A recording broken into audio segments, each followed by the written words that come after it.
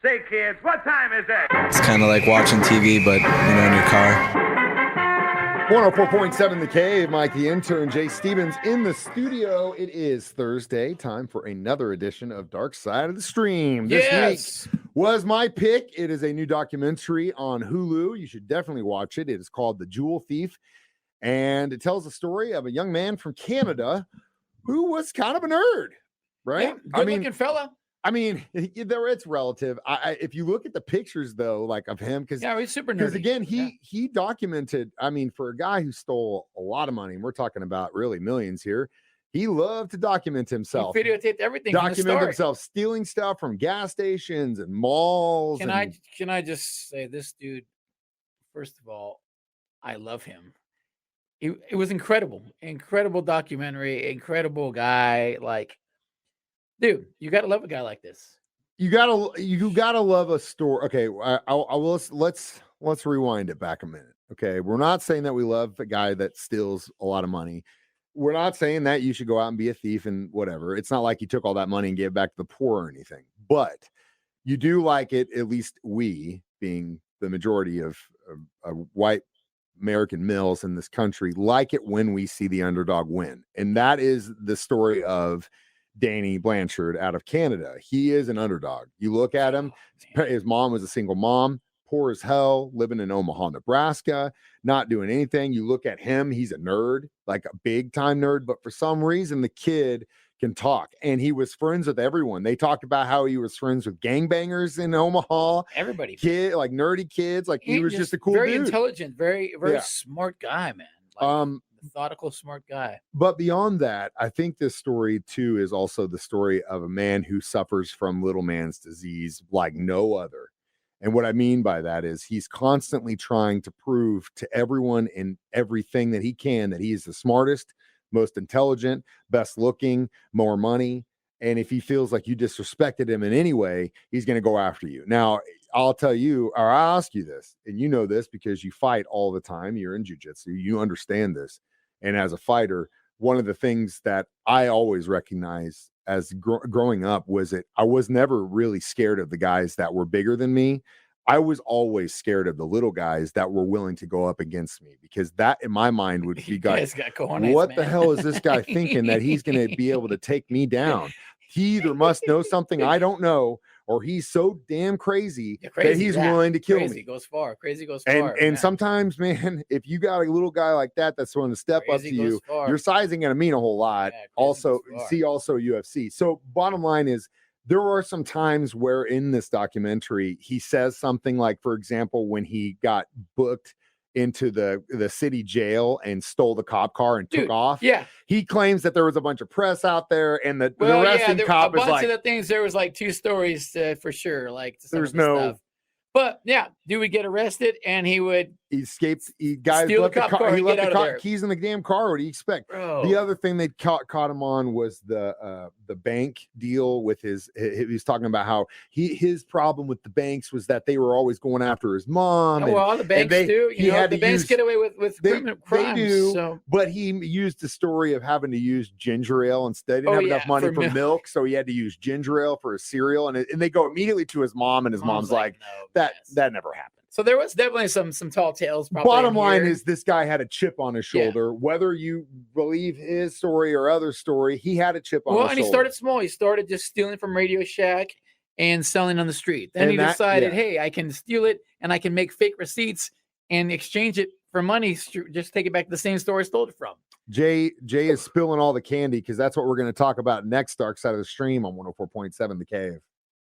104.7 The Cave, Mike the Intern, Jay Stevens back in the studio. It is Dark Side of the Stream, episode 147, The Jewel Thief. So, as Jay mentioned, at first, this guy started stealing from gas stations. He'd have his friend like distract him. Yeah. He'd take a carton of cigarettes, or he'd take candy, or he'd take drinks or whatever, and then they'd take off. Well, eventually that wasn't enough. So they started stealing from Radio Shacks and electronics stores.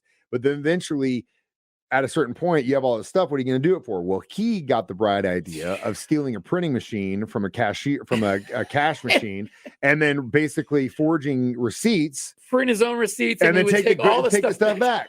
At one point, he said, or at least his buddy said, they were responsible for millions of dollars in they merchandise being decided to stolen steal from that everything store. from one of the Radio Shacks. They went with Yeah, a they truck. went on Easter They Sunday and stole cleared the it out. entire store. Pulled up an entire tractor trailer on an Easter Sunday and cleaned the entire thing out.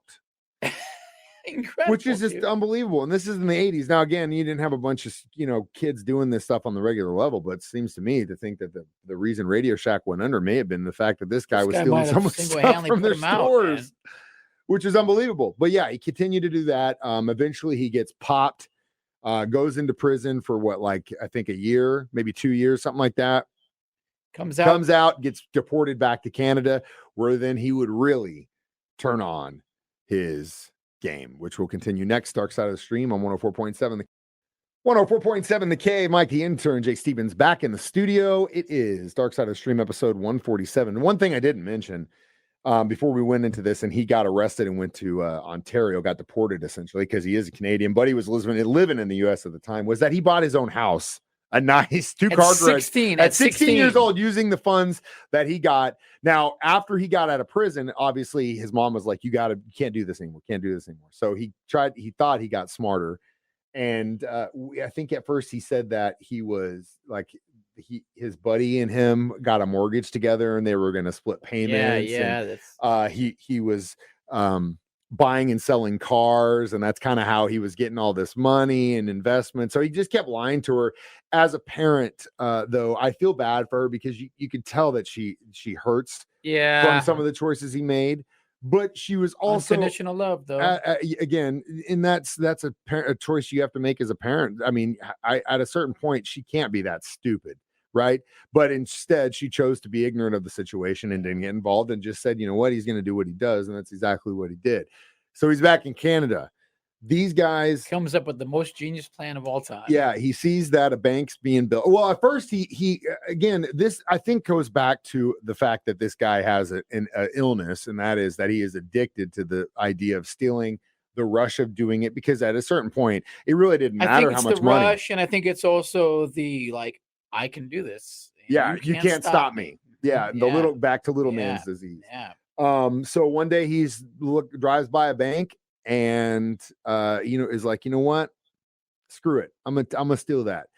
That was probably one of the most interesting pieces of the documentary, is where he rented a room across the street from the bank. Yeah, for a few months. And then spent like 6 months to a year watching. If you were in the bank, he was watching you.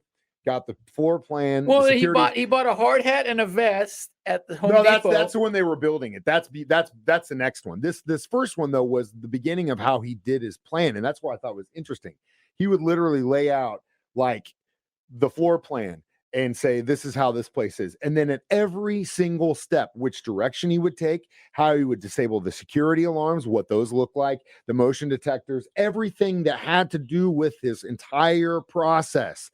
Amount of steps, time, all this stuff. He trained for it. Time himself. Like in time would just do dry runs over and over and over again on his own, because he felt like he couldn't trust anyone to help him, up until he got to the point where he found a bank that was being built. And as Jay was saying, just went into Lowe's, bought a hard hat and a vest, and walked in like he owned the place, and no one questioned him. Walked in there, and is this where he put the baby monitor inside there so he could put the baby monitor in the room he was going to rob, so he could watch it all the time. Took the security cameras and rewired them, right? Rewired the motion detector so that if you went into the bathroom, you could do a little switch. Secret panel for the switch. It would disable the entire thing.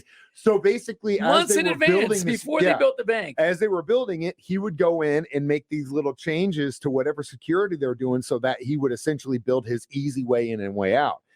So when the bank opens the night before and they put all that money in, he can go in, unlock everything, and walk right out. No problem. Now each ATM machine had there was like 50K. There was 80. Yeah, 80K in each one or something like that. And it inevitably it was like $750,000. So he knew that he needed some help. So he got his cousin to help him drive. And that's essentially how it started. The police came in. Everything looked cool, because they didn't go in the back. But as soon as they went to the back of the ATM room and they saw those things, they were like, oh my God, we just got hit for almost $1 million. But the thing was, they had no idea until they started doing their homework and come to find out this has actually been happening in Winnipeg and Ontario and every other Canadian district and city you could think of. Dude was crushing it. And so they started to track this guy down and really do their due diligence and figure out if they had a serial robber. And then while they were doing that, they get a call from Interpol about something completely different. Like this kid just couldn't be stopped. And we'll talk about what else he did internationally next. The Jewel Thief, Dark Side of the Stream on 104.7. 104.7 The K, Mike the Intern, Jay Stevens back in the studio one more time to talk about The Jewel Thief on Hulu. So while the detectives in Canada are trying to figure out what the hell is going on with this bank robbery, as we mentioned, the guy had actually put in a baby monitor in the ATM room. While they start their pre-existing investigation, they notice that some idiot, Danny Blanchard, had actually rented a car in his own name and was parked right by the bank with this van. Right. They could put him there. And early on, they were like, whoa, wait a minute, that name. We know that guy. We know that dude. Yeah, the cops that they interviewed were great too. They were funny. Yeah. They were like, they knew it was all a big game, you know, and they were like, hey, it was amazing to us as well, you know. So when he hits that bank that was being built, like we mentioned, he had the baby monitor and he can hear them talking about who they think it's him. And so he calls the cops and says, I'm coming back with guns next time, and just gets him off on a whole nother tangent. So they just stopped looking at him, which was brilliant. Well, while they were doing their investigation, they get a call from Interpol. Come to find out, this very, very famous diamond star that supposedly had been worn in the hair of an empress in Vienna, Austria. That I guess only one in the world exists. And at the time, this kid's on vacation with his girlfriend and her family in Austria. They go into this museum. He sees it and he's like, I have to have it. I want to come steal it. Steals it in broad daylight. Goes to the gift shop, buys a replica one. And switches it out. Now that again goes back to the story about him and how I think he's just aiding the myth. Because they were wanting you to believe that he hired a helicopter pilot to fly him over, parachute and he jumped in, and that the cops found a parachute in the trash. Where there was some different stories. No, it was he literally. That's the thing was so brilliant about what he did. He always took the simplest solution to get to the end. It was incredible. Every single decision this guy made, it was always the shortest distance to A and B. And in that, though, he made damn sure that he was covering every centimeter of that distance. He did a beautiful job. But that was why he was so smart. Incredible. And I mean, again, like that whole thing, eventually they did get the diamond back. And they had to take it back. He put as a part of the deal. That was part of his deal. And he knew that he might have to use it as a bargaining tool later. So he kept it. And luckily for him, he did. Again, they didn't know about it for 2 weeks. It's that crappy little replica sat in that thing for 2 weeks worth of visitors went to Austria and saw the wrong thing. Incredible. So ultimately, this documentary was amazing. I would give it a definite 4.5 stars. I'm going 5. I don't know if I give it a perfect. 5 stolen diamonds. You know, I think we've been giving away too many perfects. I don't know, recently. man. I don't know if it's just our picks or they're actually putting out quality stuff. The story was incredible. The characters involved, the cops and him, they were all hilarious characters. And also it was short. An hour and a half, baby. That's one easy one. They didn't stretch it out with any nonsense. If Netflix had done it, they probably would have. They've been listening to us. I feel like the producers at Netflix have been listening to us. The Hulu guys. They stopped cutting. They stopped stretching these things out. This is a good one. It was Mike. It was a very solid. Big thank you. Thank you. I never probably would have found this because I don't go on Hulu very often. Thank God I was unprepared that week and just saw it sitting there because that's exactly what I did. That's how magic happens. Sometimes that is. That's how I find good records every now and then. So your turn next week. What are we watching? My pick is gonna be something sight unseen. I haven't seen it. I just found the name. It's a new one about Skinwalker Ranch on Netflix. It just came out a couple weeks ago. All right, cool. With all the paranormal Secrets stuff, of Skinwalker Ranch. We'll get back to some weird stuff happening in the desert. Freaky stuff. Some cow mutilations. Sorry, some cow.